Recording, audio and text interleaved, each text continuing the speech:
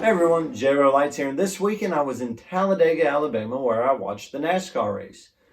If you know anything about me, I have three passions in life, and that's family, Zippo, and NASCAR. Even though if you think NASCAR is just another left turn, stick around. We're going to talk about deciding and choosing your themes and what to look for in a theme. Even though my two passions are Zippo and NASCAR, I really don't combine the two. I have a NASCAR theme, but I don't actively search for NASCAR Zippos, and I'll tell you why. So stick around. This is JRO Lights.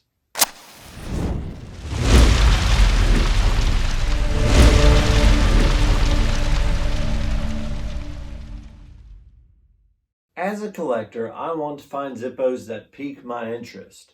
Also, as a collector, I want to find Zippos that are a good investment.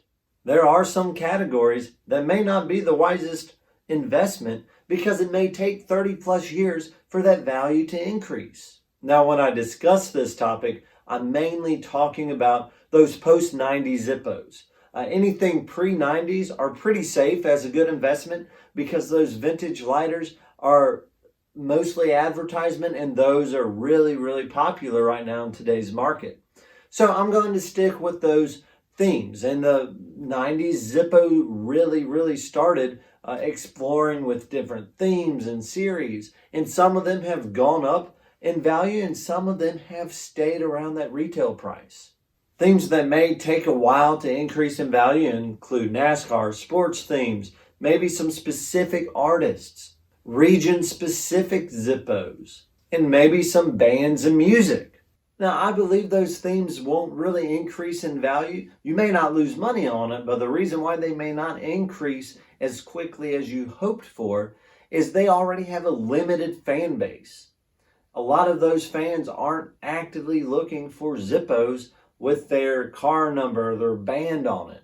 As NASCAR goes, Zippo's not very popular here in the South. I know for a fact, as I've gone to many antique shops or flea markets, Zippos are hard to come by. And especially NASCAR Zippos, those values really stay at that retailer sticker price, even though they may be 20 to 30 years old. Now, there are those exceptions, such as limited editions or brass. Those may increase a little bit more. However, those generic designs usually stay the same around that retail price. When you're also looking for themes to collect for, look at what the market's doing. George Duke said it himself that 40% of Zippo buyers are domestic, and the other 60% are worldwide, mostly being in China. China is Zippo's biggest market. If you sell or buy on eBay, a lot of the buyers on eBay come from China. That's what makes those values really high, is you have a huge competition from the Chinese buyers. And I don't see a lot of Chinese buyers or worldwide buyers buying those NASCAR Zippos, NFL teams, whatever it may be, those region-specific Zippos. That's why those values really have remained stagnant. When it comes to NASCAR, I would love to show you my themes and kind of give you an example of why that theme specifically hasn't really increased in value. So let's take a look at some of my NASCAR Zippos. Most of these are mid-90s to early 2000s. A lot of the values probably between about 30 and 50. Not much difference from sticker price on some of them. Jimmy Spencer diecast number 12 with a matching Zippo. Daytona 500, 1998. Here's a postcard of Jimmy Spencer number 12. I guess it's a little larger than a postcard. Then we have Dale Jr.'s 2014 Daytona 500 to win with the diecast. The Zippo really doesn't go with it technically, but I think it works perfect with that diecast. I bought that one retail price, Daytona 500. Dale Jr., number 8. This is also one of my favorites, a Dale Earnhardt Pop I bought that first, and I said, I know the perfect Zippo to go with it, and that's the Man on a Mission. Have a brass Brickyard 400. They did make a few brasses for the Brickyard. Those go very well. Then you have a couple Dale Earnhardts, Jeff Gordon. And then you have some track. This is a media edition for one of the Watkins Glen races.